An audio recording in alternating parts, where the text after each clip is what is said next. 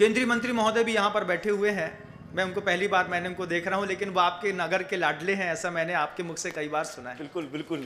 और मैं इस बात को बताऊं कि सम्मेद शिखर जी के लिए जो इतना लोग हल्ला मचा रहे हैं, जो कह रहे हैं कि उसको पर्यटन बना दिया है, ये कर दिया है, वो कर दिया है, वो जिस भी व्यक्ति ने उस कागज पे दस्तखत किया होगा वो हिंदू तो हो नहीं सकता, वो राम का भक्त हो नहीं सकता।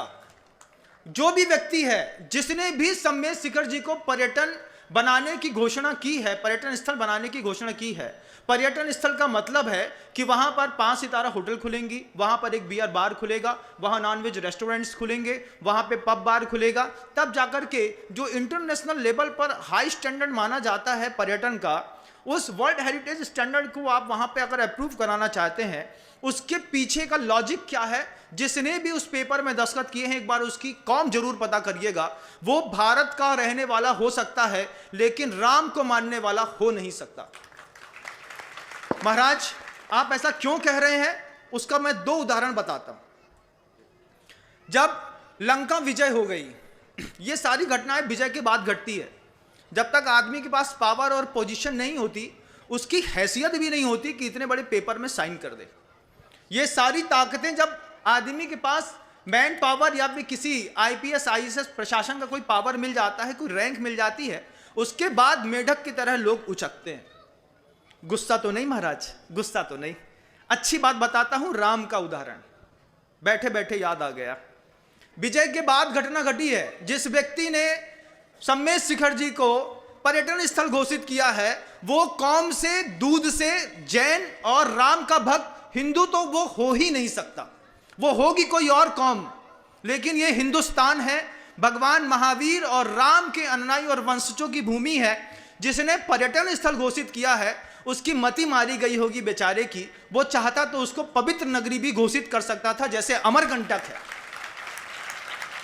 चित्रकूट को आपने पवित्र नगरी घोषित कर दिया, अमरकंटक को आपने पवित्र नगरी घोषित कर दिया, और रेवेन्यू कमाने के लिए जहां पर आपको सम्मेद शिखर जी इस बात के लिए दिख रहा है कि वहां पे नॉनवेज होटल और मांसाहार के 7 व्यसन खोले जाएंगे, जबकि पता है कि जैन समाज जिस गली में बनता है उस गली से भी निकलना पसंद नहीं करती।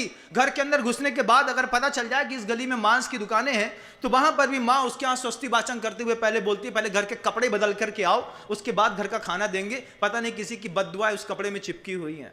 हमारे यहाँ तो भोजन भी कपड़े बदल के किया जाता है। बंधु, इतनी पवित्रता वाले लोगों की आस्थाओं के साथ अगर कोई खिलवाड़ कर रहा है, जिसने भी दस्तखत किया है वो नियम से राम का भक्त हो नहीं सकता। महाराज ऐसा कैसे? 2 उदाहरण। जब रामचंद्र जी ने लंका विजय कर ली, लंका विजय के बाद रामचंद्र जी पूरी लंका को देखते हैं और लक्ष्मण रामचंद्र जी से कहते हैं कि भगवान ये पूरा वैभव अब आपका है। तब रामचंद्र जी ने लक्ष्मण से कहा था कि ये वैभव विजय के बाद मेरा हुआ है। ये जो दस्तखत करने की तो ताकत पैदा हुई है ना इन लोगों की, ये 2-5 साल की है। 5 साल बाद इनके निर्णय को बदलने की ताकत हम जैसे लोगों के पास होती है। ये 5 साल बाद जो है, जिसने भी उसको पर्यटन विभाग का घोषित किया होगा कि सम्मेद शिखर जी को हम पर्यटन में डाल देते हैं, ये 5 साल बाद देखिएगा आपके घरों के सामने जो है हाथ जोड़ करके भीख मांगते हुए नजर आएंगे। अब वो जो रामचंद्र जी थे, उन रामचंद्र जी से जब लक्ष्मण ने कहा कि ये लंका आपकी है, अब इस लंका में आपको शासन करना है, तब रामचंद्र जी का वो लाजवाब जवाब था। रामचंद्र जी ने लक्ष्मण से कहा, यद्यपि स्वर्णमयी लंका न में लक्ष्मण रोचते। ये लंका सोने की है, इससे खूब सोना मिल जाएगा, इससे बहुत सारा धन मिल जाएगा, जिससे अयोध्या और वैभव संपन्न हो सकती है। लेकिन यद्यपि स्वर्णमयी लंका न में लक्ष्मण रोचते, जननी जन्मभूमिश्च स्वर्गादपि गरीयसी। राम ने लक्ष्मण से कहा कि मां का और मातृभूमि का कोई तोड़ नहीं होता। लक्ष्मण, तुम कहते हो कि अपनी अयोध्या छोड़ करके और इस लंका में शासन करूं, सोने की लंका है, मुझसे हो नहीं पाएगा, बिल्कुल भी नहीं हो पाएगा। और साफ साफ कह दिया, ये जो आज की इंडियन गवर्नमेंट है, जिस भी शासन के प्रशासन के जिस भी अधिकारी ने उसको पर्यटन स्थल घोषित करने की घोषणा करी है, उसको वहां पर भगवान नहीं दिख रहे, उसको वहां पर रेवेन्यू दिख रहा है, उसको दिख रहा है कि इधर पर्यटन स्थल बनाने के बाद आवागमन बढ़ेगा तो झारखंड सरकार का हो सकता है कोष बढ़ जाए। वो मांगे गले तक खोल करके जैन समाज से अपेक्षा कर दे कि हमको इतना पैसा चाहिए है, उसके गले में यहां तक हम ठूस ठूस के नोट की गड्डी भर देंगे, इतनी ताकत रखते हैं हम लोग। उसको कितना रेवेन्यू चाहिए है पर्यटन विभाग अगर समेत शिखर को घोषित करते हैं, वो समेत शिखर को पर्यटन विभाग घोषित करने का जितनी रेवेन्यू जनरेट करना चाहते हैं उसका डबल रेवेन्यू हम उसको हर साल देने की हिम्मत रखते हैं। ऐसी कौम के लोग हैं। हमारी आस्था के साथ खिलवाड़ न किया जाए। उसको आप अगर सद्भावना रखते हैं, अगर आप किसी भी चीज को मजाक नहीं समझते हैं, अगर आप धार्मिक हैं तो उसको आप पवित्र नगरी घोषित करिए कि यहाँ के सराउंडिंग 50 किलोमीटर एरिया में अगर किसी ने मुर्गी का भी हनन किया तो उसके ऊपर गौमाता की हत्या के बराबर का केस चलेगा। ऐसी किसी ने बनाई होती व्यवस्था तो उसके लिए पूरी दुनिया ताली बजाती। बियर बार खोलने के लिए, रेस्टोरेंट खोलने के लिए इस तरीके की आक्रामकता, और मैं मानता हूं वो किसी ने भी दस्तखत कर दिया और कह दिया हो, वो इंप्लीमेंट तो नहीं कर पाएगा। क्यों महाराज इंप्लीमेंट क्यों नहीं कर पाएगा? क्योंकि मैं आपको बताता हूं, जहां सकलेचा जी बैठे हों, जहां पर अमित शाह जैसे लोग बैठे हों, जहां गृह मंत्री जैन समाज का हो, उस समय अगर आप ये सोचते हैं कि जैन समाज के किसी पर्यटन स्थल, उस पवित्र नगरी को पर्यटन स्थल घोषित कर दिया जाएगा, मैं तो ये मानता हूं कि जैन समाज में इतने रसूखदार लोग रहते हैं कि वे अगर एक फोन भी कर दें तो लोगों की डिपार्टमेंट बंद हो जाते हैं। ये बहुत छोटी सी बात है बंधुओं, बहुत छोटी सी बात है। हिलाना हम जानते हैं, लेकिन हमारे मौन को लोग मजाक समझते हैं, हमारी शालीनता को लोग कायरता समझते हैं, हमारी अहिंसा को लोग नपुंसकता समझते हैं। ये उनका भ्रम है।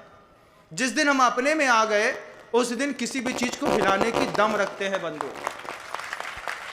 ये उपदेश भी है, ये उपदेश भी है, ये आदेश भी है और ये चेतावनी भी है। ये तीनों चीज है। दूर दूर तक पहुंचाइएगा मेरी इस बात को। महामंत्री महोदय भी, सकलेचा जी तो बहुत अच्छे से जानते हैं क्योंकि वो खून से ही जैन है, उनको पता है कि अहिंसा कितनी सरल होती है। लेकिन मैं आपको एक उदाहरण बताता हूं कि किसी भी साधु को क्रोधित करने की कोशिश मत करना, क्योंकि हमारे यहाँ साधुओं में एक साधु ऐसा भी निकला है कि जब उसके क्रोध का गुस्सा फूटा है तो 12 योजन की भूमि खाक हो गई। द्वैपायन ऋषि को देख लीजिएगा। जब तक हम अपने आपे में रहते हैं तभी तक हम अपने आपे में रहते हैं। जिस दिन हम आवाहन करने में आ जाएंगे, पूरी सत्ता को पलटने में बहुत ज्यादा वक्त नहीं लगेगा बंधु। दूसरा एक और उदाहरण दिखाता हूं मैं आप लोगों को। जब विभीषण ने रामचंद्र जी से कहा, विभीषण ने भी कहा रामचंद्र जी से कि स्वामी आपके आदेश से, आपकी सहायता से ये लक्ष्य पूरी की पूरी लंका आपकी हो गई। तब भी रामचंद्र जी ने जो शब्द विभीषण को कहे थे आप अपने दिमाग में रखिएगा। रामचंद्र जी ने विभीषण से कहा था, विभीषण इस लंका का राजा तू बन, मुझे नहीं बनना। विभीषण ने पूछा कि आपने इतने पुरुषार्थ के साथ लंका जीती है, छोड़ क्यों रहे हैं? तब रामचंद्र जी का वो जवाब था, रामचंद्र जी ने विभीषण से कहा था, मेरी सीता ने सोने का मृग देखा था तो इतनी बड़ी रामायण लिख गई, जब मैं इतनी बड़ी सोने की लंका देखूंगा तो पता नहीं मेरा क्या होगा।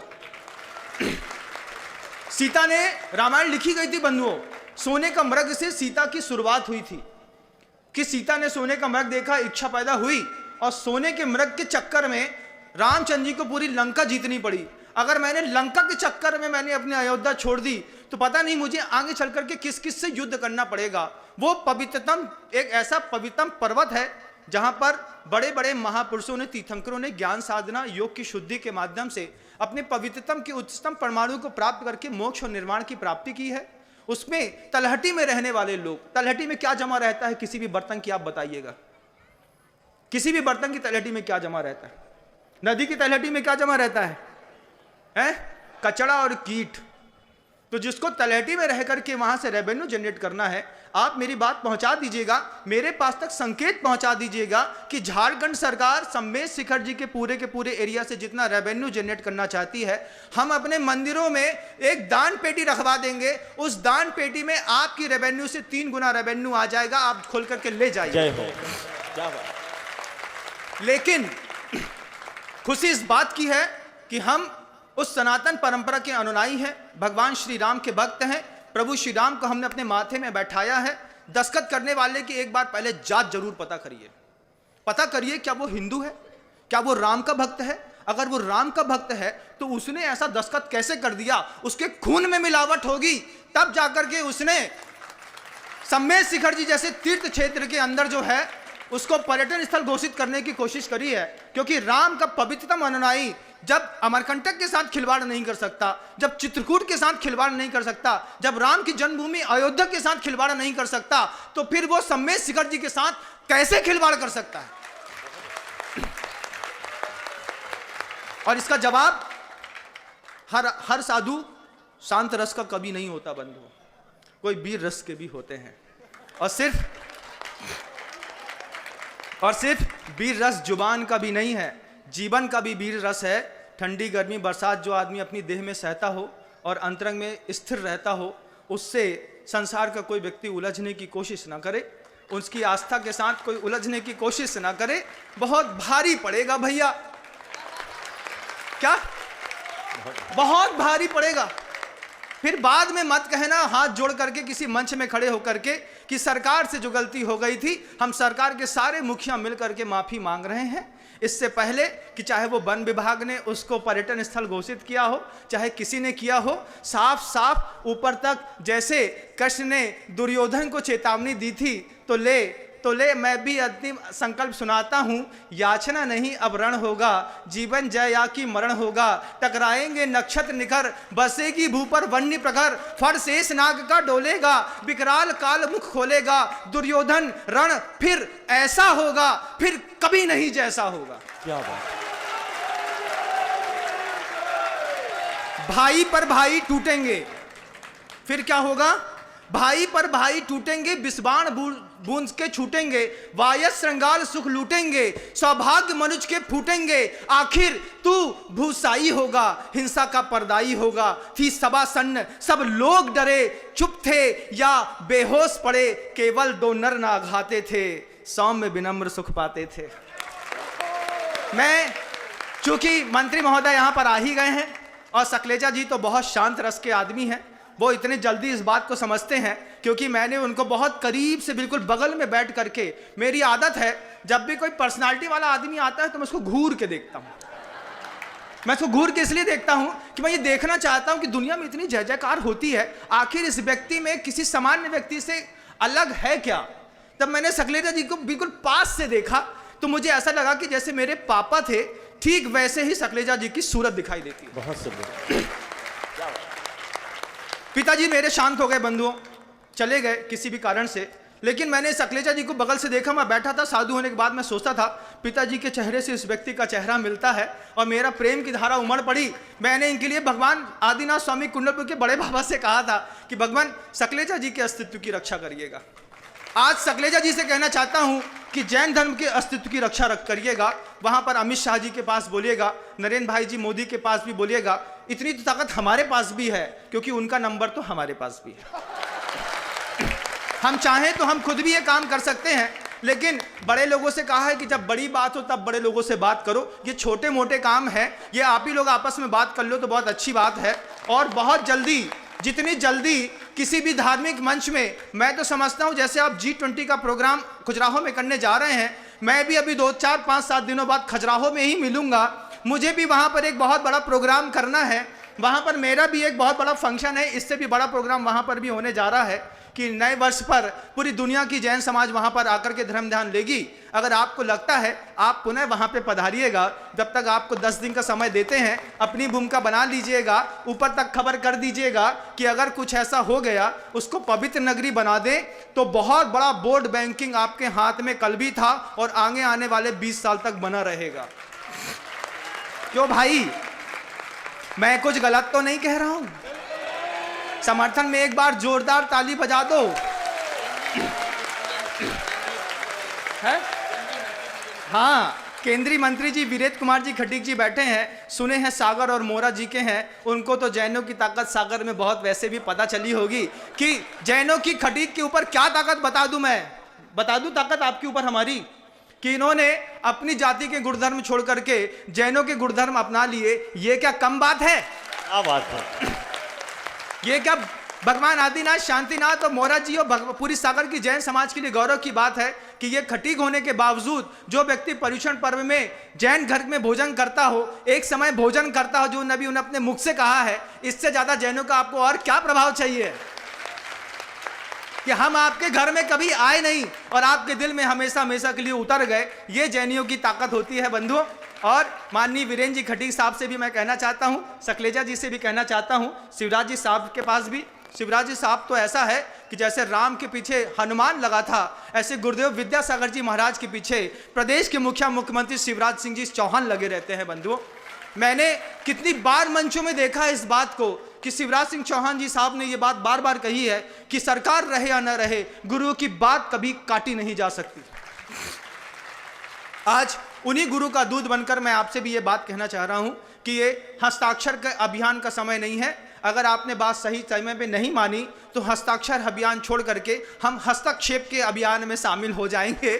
उसके बाद आप ये मत कहिएगा कि हस्तक्षेप का अभियान इस छोटे से कलम चलने के कारण, क्योंकि लिखने वाले ने तो कागज में 2 पैसे की स्याही से सिर्फ अपना विचार लिखा है, उसको अभी इंप्लीमेंट करने में बहुत वक्त है। उसके पहले कि वो पन्ना सुधर जाए तो बहुत अच्छी बात है। G20 आपके यहाँ होने वाली है, हमारी G20 भी खजुराहो में होने वाली है, जिसमें हम ग्राउंड स्तर के जितने भी कद्दावर रसूखदार लोग हैं, ये सारे के सारे लोग 5 दिनों के लिए खजुराहो में आ रहे हैं। और न्यू ईयर का फेस्टिवल जो आपकी बात अंग्रेजी संस्कृति है, उसको एक विधान का महोत्सव देकर के हमने मनाने का प्रयास किया है। जैन समाज के जितने भी कद्दावर रसूखदार लोग हैं, मैं उसको मंच के माध्यम से कहना चाहता हूं कि इस बार अपनी फैमिली के साथ आप खजुराहो के में अपने 5 दिवसीय कार्यक्रम के साथ नए वर्ष का उत्सव मनाएं, साथ में गुरुदेव का आशीर्वाद प्राप्त करें। और आगे की क्या रूपरेखा इस पवित्रतम जैन समाज की होनी चाहिए, इसमें हम अमित जी शाह को और सकलेचा जी को पुनः आमंत्रित करेंगे।